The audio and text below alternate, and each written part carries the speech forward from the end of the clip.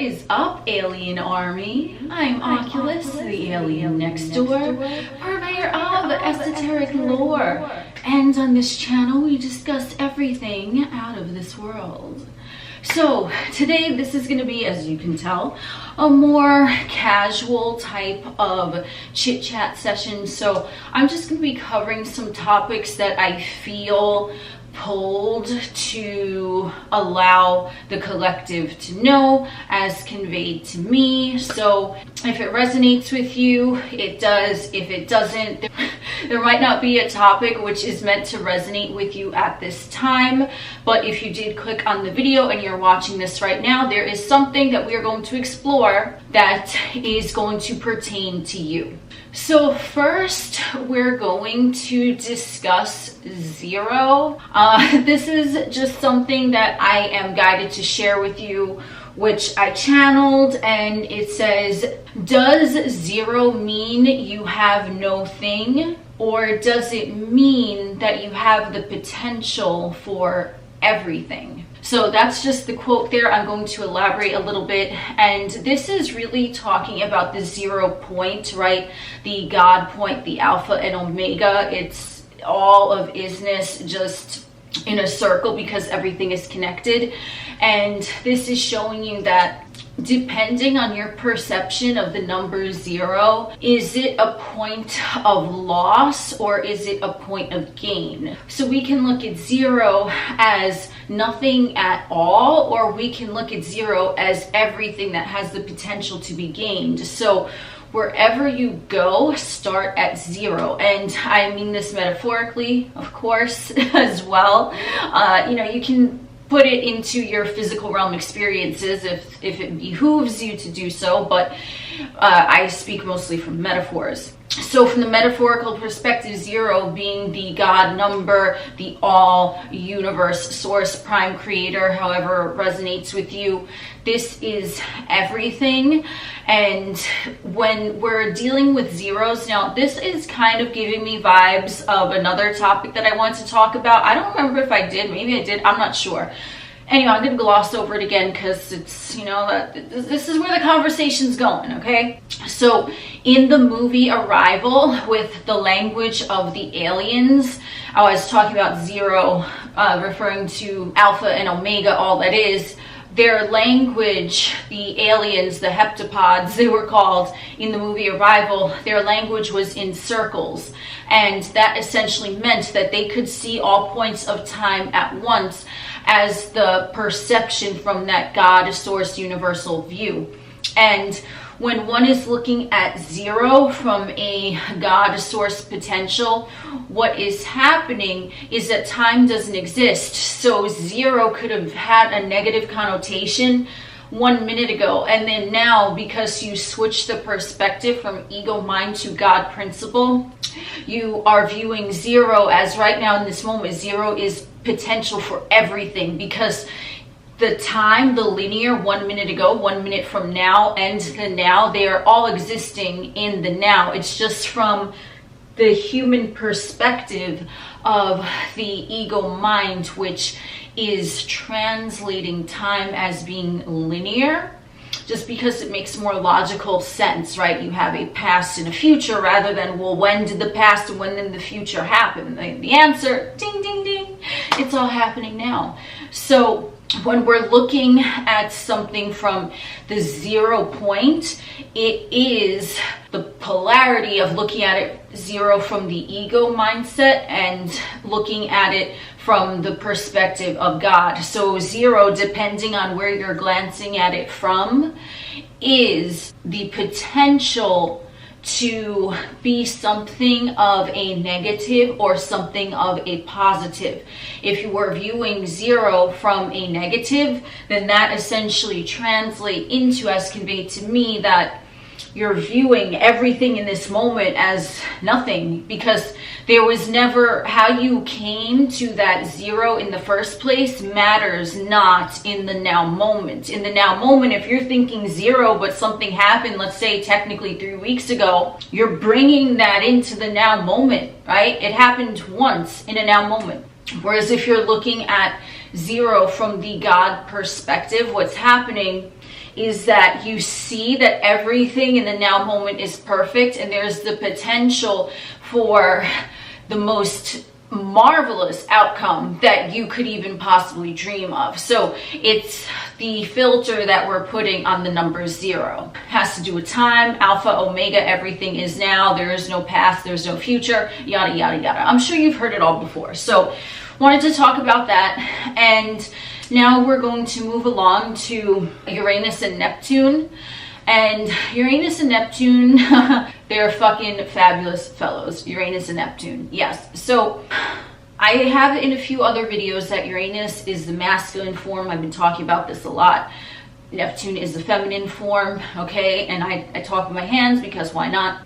And with these two planets together in the chart, they are the oblivious knowers, because they are what would be considered planets that are likened to a super conscious perspective of the reality playing out on Earth in this moment. They're super conscious. They are the universal generational planets along with Pluto. Neptune and Uranus communicate with me more than Pluto has. You know, maybe Pluto communicates with you more than Neptune and Uranus. I don't know. But anyway, so Neptune and Uranus are the oblivious knowers.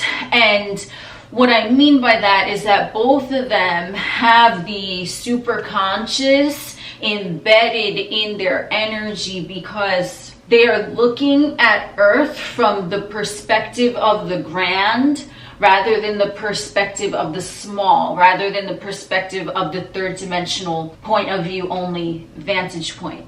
So these two know things because they see already from that God source perspective, but they are oblivious to how they know, as in Uranus. They are oblivious to how they come off or are perceived by others, Neptune. So they know they're a little wild. They know they're a little out there, okay? But they care not, because remember, they're universal, right? Like, so they're like, who gives a fuck what's going on in the third dimensional plane? I know what I know, and I know that I could see things from a higher perspective than they can. When I'm saying they, meaning in every individual, right? Neptune and Uranus are their higher self trying to communicate with them. Whereas Mars, Mercury, Venus, those are the lower perspectives, the ego type of energy that's communicating with them only from the third dimensional level. So when I say Uranus and Neptune are looking at they, saying, oh, we don't give a fuck what they think or what they feel or what they're doing, right? Because we know.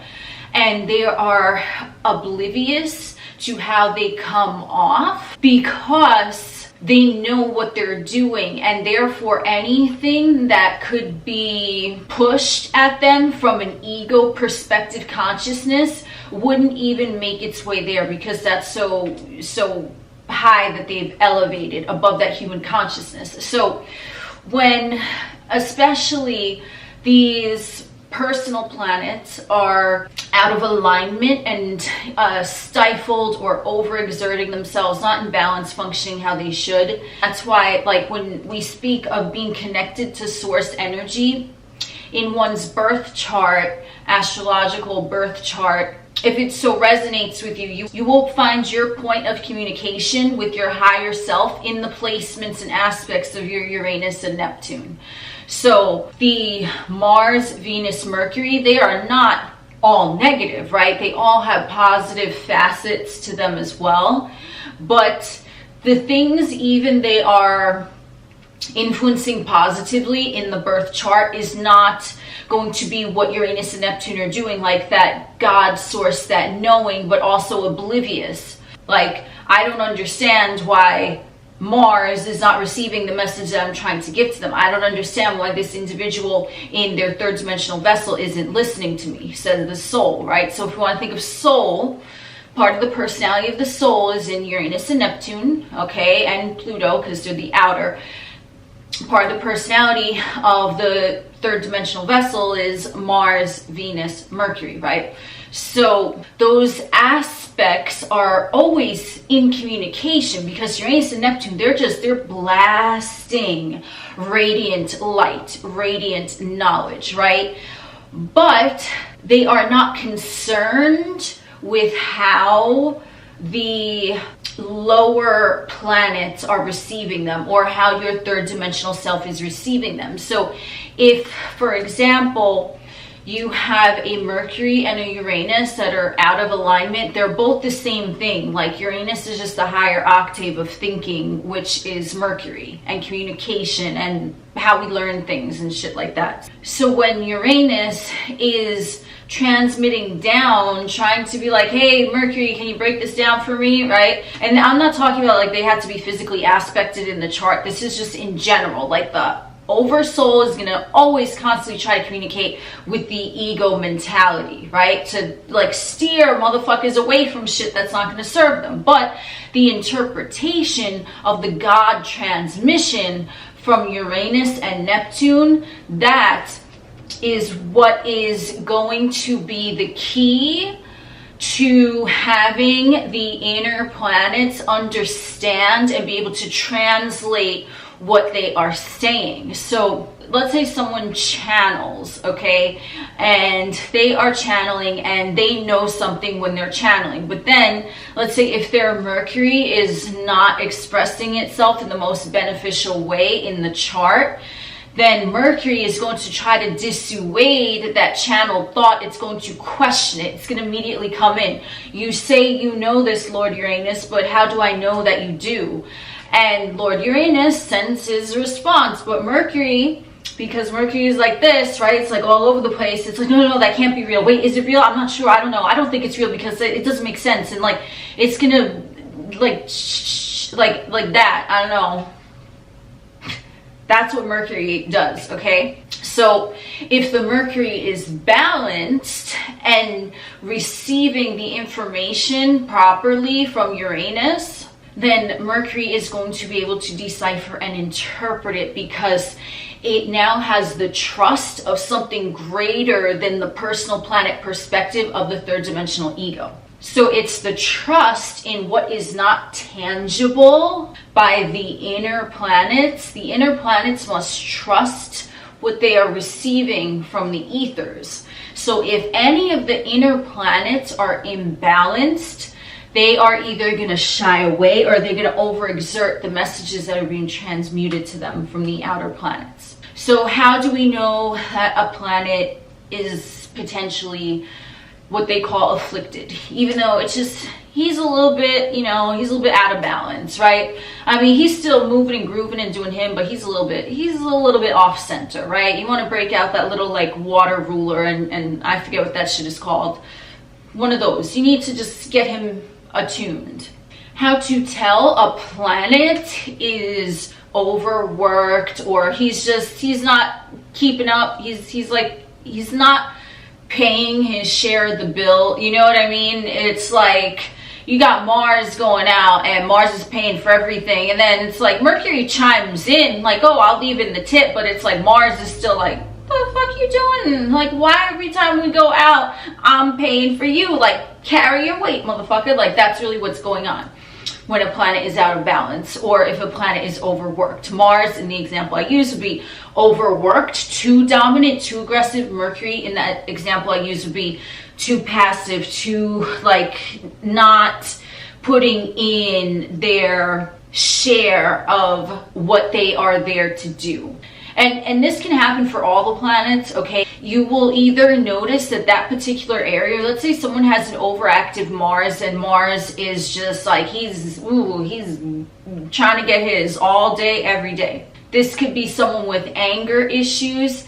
This could be someone that has a lot of sex physically all the time, constantly, like something along those natures of what Mars represents in the chart. If someone has an overactive Venus, someone might be overly concerned with their relationships and pleasing other people and things like that. So it's going to vary, but you can usually tell if that area in your life of which the planet represents is either too much or too little. So if you're thinking right now, what area in your life are you super content with? Let's say it's your home life. Then your moon is likely to be very balanced and chilling and having a good time and feeling good. If you are looking in an area of your life that it feels like it's kind of not moving along, it should have been progressing, but it isn't, see the corresponding planet for that energy, then you'll be able to tell, because there hasn't been forward movement, there's been stagnation. That's the planet that is running on empty, so they're imbalanced in that way. And how to tell a planet is overactive is that you will see heightened whatever it is of the area of your chart that planet governs. So we'll use the one with like anger issues. So if someone is constantly losing their temper and things like that, that might mean that their Mars is imbalanced in an overly aggressive way, whereas the Venus was underbalanced in a way that it was like that influence seemed like it was dissolving in the chart. Like there was just no interest, there was nothing moving, but there was also perceived lack in that area. So wherever you're perceiving lack, I would look to the corresponding planet. Wherever you're seeing like drama, like that's the best way I can describe it. Wherever you're seeing drama, look and see if that planet is behaving badly. So how to balance each planet, obviously we're just going to go with the tried and true. You are just going to keep pouring the positive traits, the positive aspects into that planet. It doesn't matter if the planet is overactive, underactive. The sun and the moon count too. They're luminaries, they're not planets, but there you go. Okay, so we can look at that too. The sun, if someone's ego is, you know, imbalanced, then we're gonna balance it by focusing the positive traits of our sun sign and the house placement of our sun. So to counterbalance anything really in astrology, all we're gonna do is feel it out where the imbalance is, and then we're gonna look at the traits of that planet, and then we're gonna look at the positive traits of the corresponding planet, obviously, and we're going to be like, okay, let's focus on these. What good things am I seeing readily in this area where this planet is in my chart, right? And then you're going to build up the positive a little bit. So let's say someone is overly aggressive. Let's say they have Mars in the first house and their Mars is in motherfucking Aries. If it's too aggressive, we're going to focus on the positive part. We're going to neutralize first the overly aggressive energy. You say, hey, Mars in Aries in house number 1, you fine fellow. Well, I just want to let you know that I like and appreciate your courage. You're really brave, and I admire that about you. I'd love to see more calculated courage in our experience moving forward together. Do you think you can do that, Mars? Keep up the courage, but let's make it a little more strategic and not always action-oriented. How about that? You're gonna do something like that. I don't know if you're gonna do it the way I just fucking did it, because I live in Wonderland, but you might want to do it in whichever way it sees fit for you. Carrying over into this next topic, I don't know how long this video is going to be. It's random, but here we go. There's just some things that I wrote down and just wanted to get out there. So next topic is going to be sort of coming from there, where we're talking about balance again. I have Libra on the midheaven, just yeah, it all makes sense now, doesn't it? So what we're going to do basically is we're going to look at that which we want to see. So if we are trying to be with that energy of telling Mars that we like the positive aspect of Mars and Aries in the first house, we're going to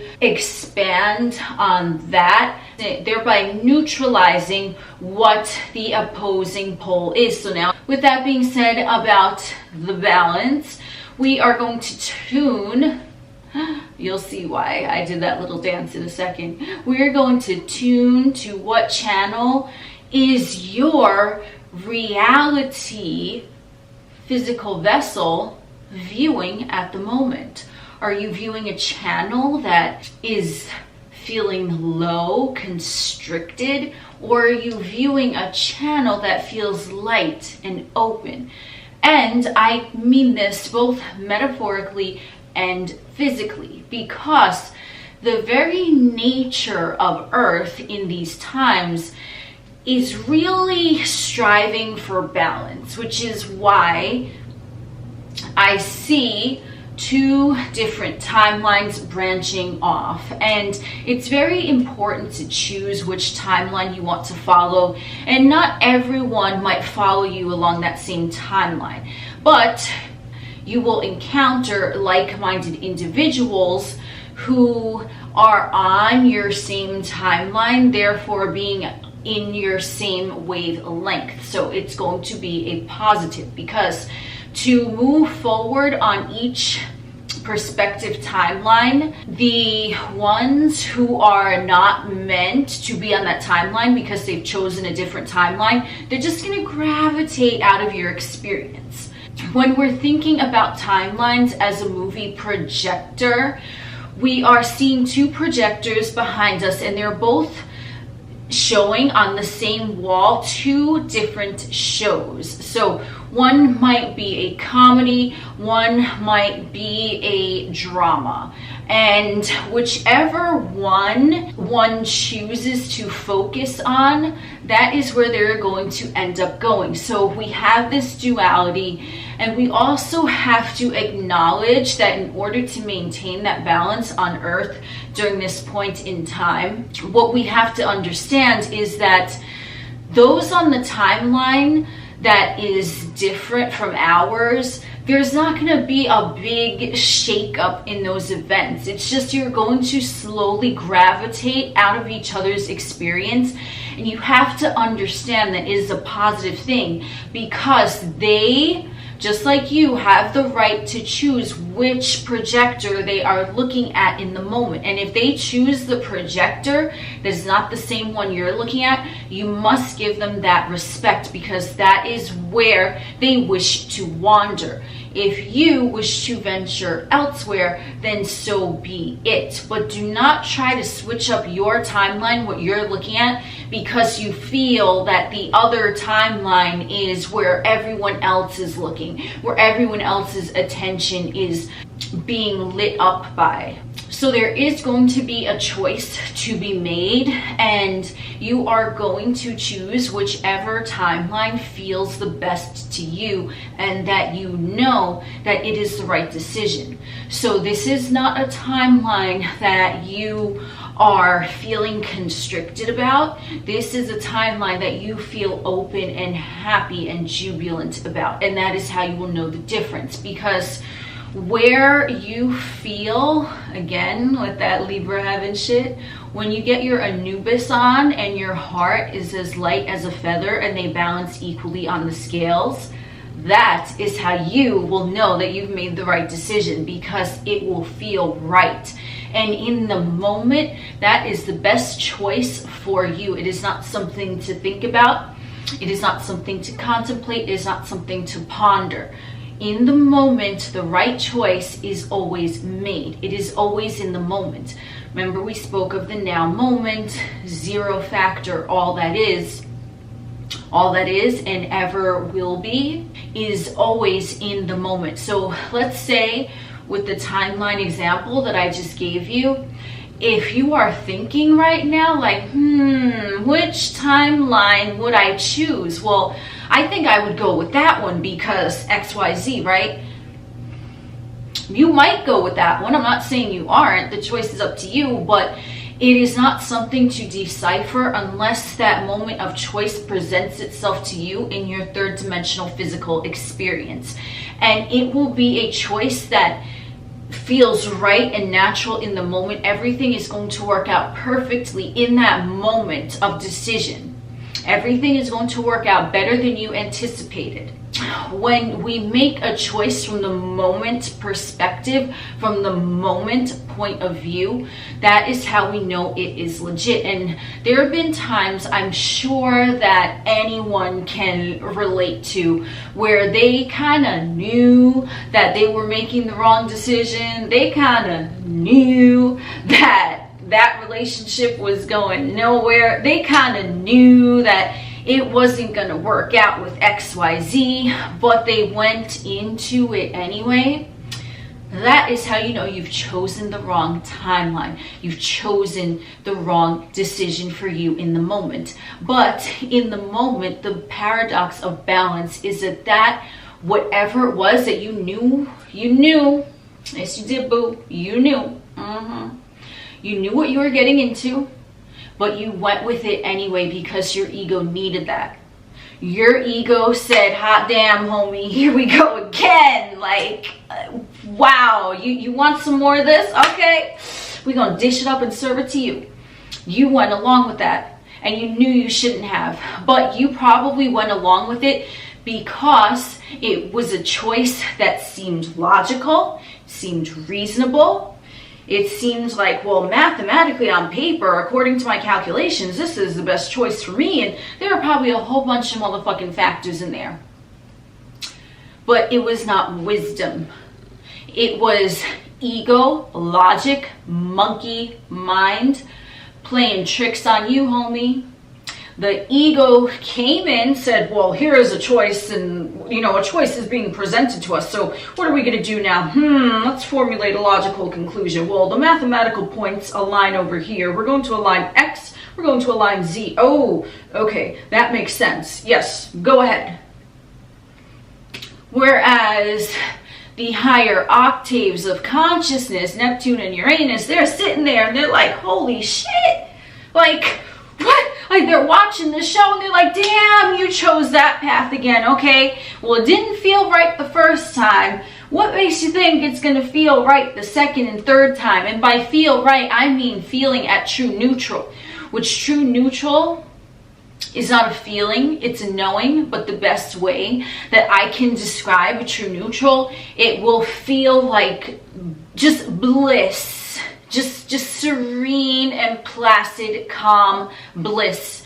For some, it might feel like relief. For some, it might feel like a big exhale, however it resonates with you. But there is not going to be a highly charged emotion that is in connotation with being at true neutral, because it's true neutral and you just know it, and knowing doesn't have an emotion attached to it. Knowing doesn't have a thought attached to it. It's just a calm sense of peace. Like, this is what it is. And I say this in probably almost all my videos, is that when we have the feeling and when we have the thought, the two of them together being married, this is the conscious mind of thought, and then we have the subconscious mind of feeling. So everything is just, it's all connected, baby. It is abundant everywhere for the one who sees with the eye.